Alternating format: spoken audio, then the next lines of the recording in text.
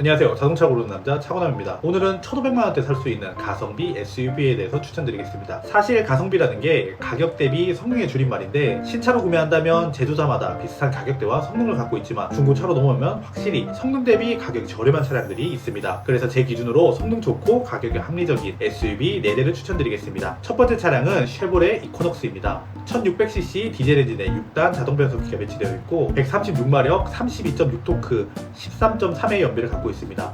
우선 이 차를 잘 모르시는 분들도 있을 것 같아 이 차에 대해서 조금만 설명을 드리겠습니다. 이코녹스는 캡티바 후속으로 2018년에 1.6 디젤 단일 트림으로 한국에 출시한 차량입니다. 1.6 엔진은 평이한 수준의 출력과 연비를 갖고 있습니다. 18년식이면 프리미어 트림이라도 1,500만원에서 1,700만원대 구매가 가능합니다. 이코녹스는 한국에 출시했을 때 애매한 가격 포지셔닝 때문에 판매가 매우 부진했는데요. 이 차는 준중형 플랫폼인 델타2 플랫폼 기반으로 제작되어 크기가 QM6와 비슷하고 산타페 DM보다는 5cm, TM보다는 10cm가 작습니다. 중형이라고 하기에는 좀 작고 준중형이라고 하기에는 큰 애매한 사이즈를 가지고 있죠. 이 코녹스는 사실 캡티바와 크기가 비슷하기 때문에 QM6도 중형 SUV라고 팔리고 있으니 GM도 우겨서 중형 가격에 포지셔닝하여 판매하고 싶었겠지만 소비자의 반응은 냉담했습니다. 이 코녹스가 비쌀 수밖에 없는 것이 이 차는 멕시코 공장에서 생산해서 한국으로 보내졌습니다. 이 때문에 관세 및 운송료까지 더해져 투싼과 경쟁하는 2천만원 중반의 가격 포지셔닝이 구조상 어려웠습니다.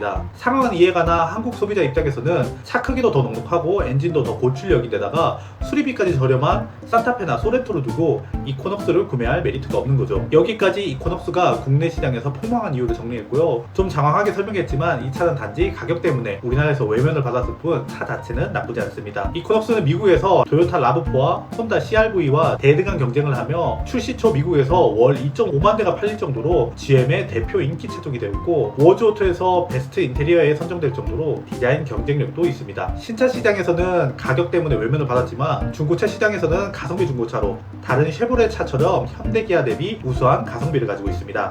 자세히 들여다보면 우선 풍부한 옵션을 가지고 있습니다. 이 차는 깡통 트림부터 시티 브레이킹 시스템이라고 전방 충돌 방지 보조 시스템과 차선 유지 보조 등 안전 사양이 기본으로 들어갑니다. 또 전자식 파킹 브레이크, 스마트 키, 마이링크 시스템이 적용됩니다. 프리미어 트림으로 올라가면 통풍 시트, 메모리 시트, 오토 테일게이트, 보스 오디오 시스템이 들어가 매우 풍부한 옵션을 가지고 있습니다. 이렇게 없는 옵션 없이 다 들어가는 프리미어 트림에도 중고 가격은 1,500만원에서 1,700만원대로 2018에서 19년식을 구매할 수 있습니다. 마지막으로 GM의 최신 플랫폼이 델타2 플랫폼이고 독일 오펠제 디젤 엔진이 들어간 샤시와 파워트레인의 성능이 매우 준수합니다. 모듈러 플랫폼이 나오긴 했지만 D2XX-X는 GM의 최신 플랫폼이다 보니 안전 규정을 다 대응하는 데다가 디젤 엔진의 공인 연비는 13이지만 고속주행 시 18까지 나온다는 오너들의 평가가 많습니다. 이 차의 오너 평가는 9점입니다. 제 영상을 자주 보시는 분들은 아시겠지만 9점대면 매우 높은 점수입니다. 가격을 제외하고 모두 9점대인데 우리는 중고차로 사면 가격까지 저렴하니 완벽한 중고차를 구매하는 셈이겠네요. 다만 엔진이 작고 자체가 크다 보니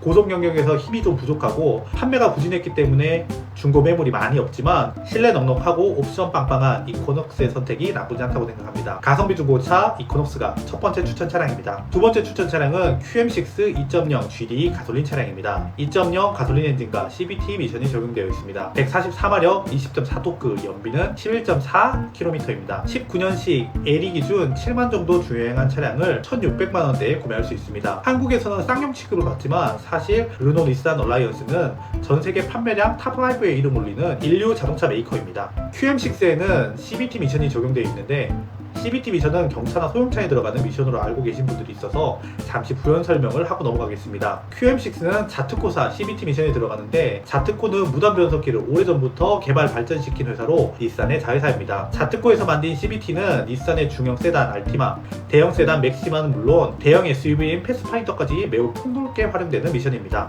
QM6에 적용된 자트코의 CVT는 효율성과 내구성이 모두 괜찮다는 평가를 받고 있습니다. CVT의 단점이라고 하면 자동 변속기와 달리 변속 없이 RPM만 높아지는 이질감과 내구성이 문제가 있는데 이 차에 적용된 CVT 미션에서는 이 두 가지 모두 개선되어 자동 변속기처럼 느껴질 것입니다.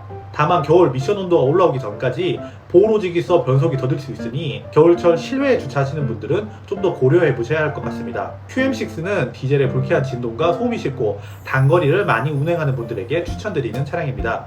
디젤에는 DPF와 SCR이라는 매연과 질소 산화물을 저감시켜주는 장치가 있는데 이 장치들은 배기온이 어느 정도 유지되는 항속 주행을 필요로 합니다. 너무 짧은 거리만 이동이 계속되면 이 장치들에 문제가 생길 확률이 있으니 주행거리가 짧으신 분들은 가솔린 SUV 차량을 고려하시는 것이 좋습니다. QM6 GD의 장점은 우선 SUV 장점은 유지하면서 디젤의 불쾌한 진동과 소음으로부터 자유롭습니다. SUV는 높은 시화학과 화물이 많이 실립니다. 하지만 세단 대비 무겁고 공기 저항을 많이 받아 가솔린이면 연비가 많이 떨어지는데 이 차는 효율 좋은 닛산의 엔진과 자특구 무단 변속기가 들어가 연비도 세단과 비슷한 수준입니다. 그리고 SUV라고는 믿기지 않을 정도로 실제로 타보면 매우 조용하고 신뢰가 안락합니다. QM6는 미국에서 판매가 되지 않아 IIHS에서 진행하는 스몰 오버랩 테스트 결과는 없습니다. 하지만 닛산 로그와 동일 플랫폼인 CMF를 사용하고 있어 로그가 IIHS에서 진행하는 충돌 테스트에서 최고 등급을 받았으니 동일한 플랫폼을 사용하는 QM6도 이에 상응하는 결과가 있을 것이라고 예상됩니다. QM6는 NCAP에서 1등급을 받았고 40% 옵셋 축돌 테스트에도 상당히 높은 점수를 받아 안전한 차량입니다. QM6를 추천드린 이유는 가성비가 국산차 중에는 가장 좋습니다. 2019년식 신차 컨디션의 자동차를 1,600만원대로 구매할 수 있습니다. QM6의 오너의 평가는 8.6점입니다. 중형 SUV 중에도 상당히 높은 점수이죠. 그리고 르노 자동차의 장점이라면 자동차 모델 중에 길어서 중고차를 사도 신차 같다는 장점이 있습니다. QM6의 단점으로는 악명 높은 S리크 시스템과 정비비가 다소 비싸지만 닛산의 최신 플랫폼과 엔진 미션이 적용되어 사실 닛산 차라고 해도 무관한 하드웨어를 가지고 있지만 한국의 수리 인프라를 사용할 수 있으니 매우 가성비 있는 차량입니다. 두 번째 추천 차량은 가솔린 SUV 르노 코리아의 QM6 2.0 GD 모델입니다. 세 번째 추천 차량은 올류 소렌토입니다. 2.0 디젤 엔진과 6단 자동 변속기가 조합되어 있습니다. 186마력 41토크 연비는 13.5km입니다. 2016년식이면 프레스티지 트림 기준으로 1,600만원대에 구매할 수 있습니다. 소렌토부터 중형급이기 때문에 이 정도 가격대라면 기본 옵션 외에 2열 열선, 1열 통풍, 1열 전동 시트 등 편의사항이 대폭 탑재됩니다. 오너들의 평가는 8.8점으로 매우 높은 만족도를 가지고 있는 차량입니다. 1,000만원대 중반에 중형 SUV를 사야 한다면 산타페 DM과 소렌토 UM을 고민하지 않을 수가 없는데요. 이 가격대에 사야 한다면 산타페 대비 소렌토가 좀 더 우위에 있습니다. 우선 소렌토는 LFP 플랫폼을 기반으로 제작되어 미국 IIHS 충돌 테스트에서 최고 등급을 받았습니다.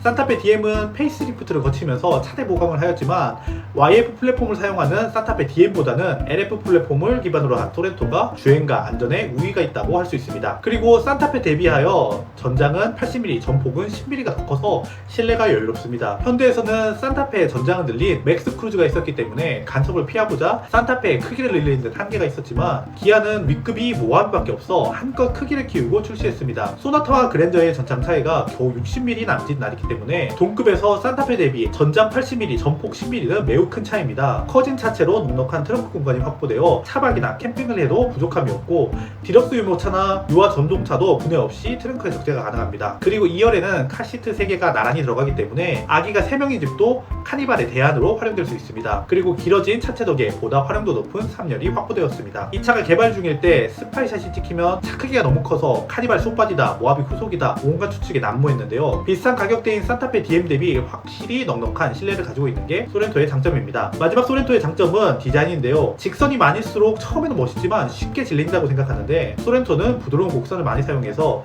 제 개인적인 견해로는 질리지 않는 디자인을 갖고 있다고 생각합니다. 소렌토의 오너들도 디자인에 높은 점수를 주고 있습니다. 넉넉한 실내에 R엔진과 6단 자동 변속기는 크게 트러블도 없으니 아빠들의 차로는 손색이 없다고 생각합니다. 튼튼하고 넉넉한 소렌토가 세 번째 추천 차량입니다. 네 번째는 다둥이 아빠들 세계관 최고의 자동차 올류 카니발입니다. 2.2 디젤 엔진과 6단 자동 변속기가 조합되어 있습니다. 사실 자녀가 2~3명 있는 가족이라면 카니발을 대체할 수 있는 차종이 많지 않은데요. 찾는 사람이 많아 감가가 적은 차종 중에 하나입니다. 지난 6월에도 SUV 부문 중고차 판매량 1위가 올류 카니발, 2위가 더뉴 카니발이었습니다. 올류 카니발의 페이스리프트된 버전이 더뉴 카니발이니 사실 YP 카니발이 1, 2위를 했다고 해도 무관하겠네요. 신형 카니발도 나왔고 디젤 차종을 기피하는 현상까지 있다 보니 올류 카니발이면 2천만원 미만에 구매가 가능합니다.